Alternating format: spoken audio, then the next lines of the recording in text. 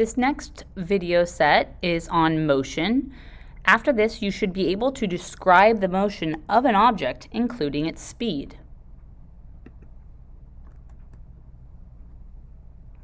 Just a reminder, when you're watching class videos, you need to find a quiet place to work with headphones or earbuds so you're not distracting to other people.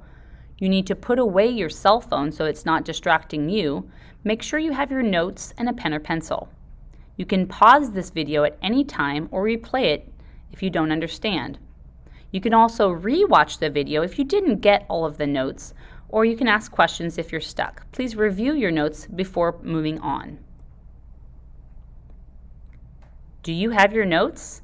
It's the same page you used as your video notes for 1.1. Now we're just going down to the middle section that says Video Notes 1.6. All right, what is motion? Here is the definition of motion. Motion is the process of changing position. We already talked about position in the last video, so you know what position is. So when that position changes, that's motion.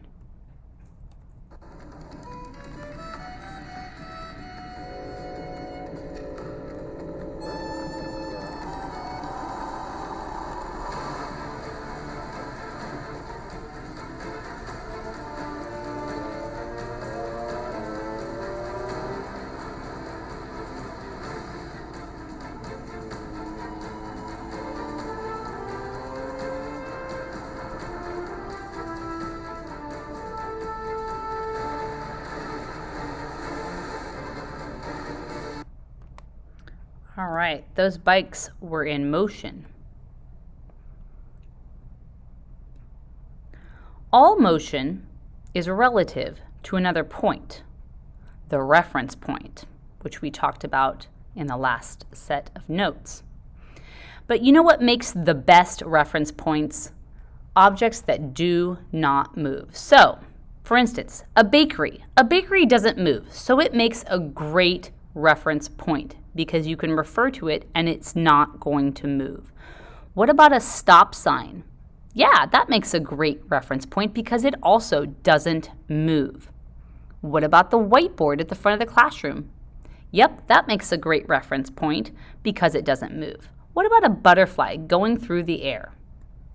Oh no, that would not make a good reference point because it's constantly moving.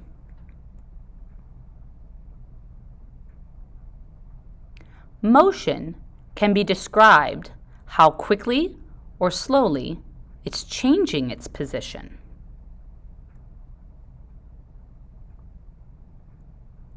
So speed. Speed is the measure of the distance an object travels in a given amount of time. How can I calculate speed? And what does this triangle mean? Let's watch this video to learn about this triangle and how to calculate speed. Which travels faster, Usain Bolt or a Formula One car? In this video, we'll find out how to calculate speed using distance and time, which we'll then use to work out the answer to who's faster. Speed is a measure of the distance an object travels in a certain time. Speed can be calculated using the formula speed equals distance traveled divided by time. So, to work out which is faster, Usain Bolt or the F1 car, we need to know how far they both travelled and how long it takes them to cover that distance. Let's work out the speed of Usain Bolt first. In 2009, Usain Bolt set the world record for the 100-metre sprint in 9.58 seconds. The distance was 100 metres. The time taken was 9.58 seconds. Using the formula of speed equals distance divided by time, 100 meters divided by 9.58 seconds means his speed was 10.44 meters per second. We have the units for distance and time, meters and seconds, which we use to work out the units for the speed. Meters divided by seconds, which we say as meters per second. That's pretty impressive, even for the fastest man on Earth.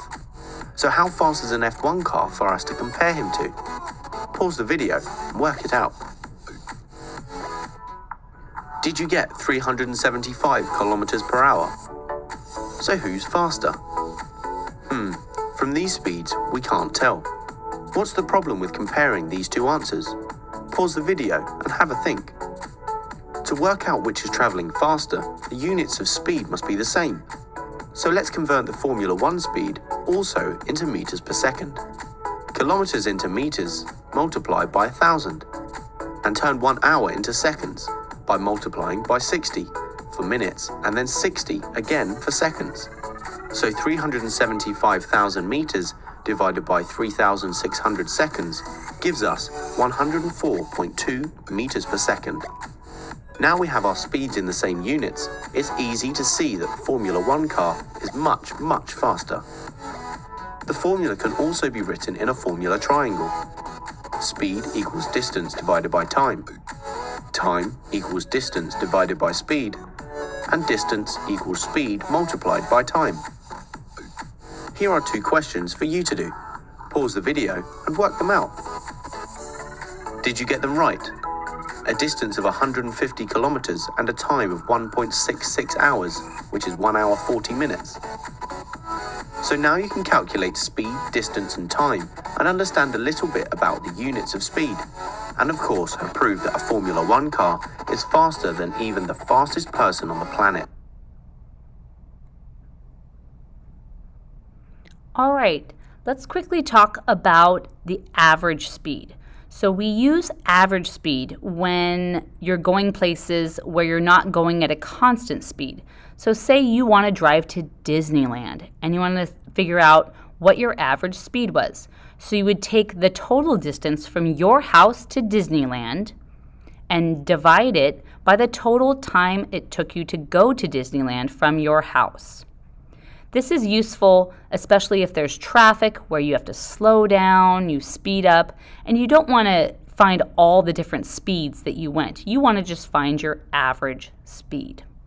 So you find that using total distance over total time.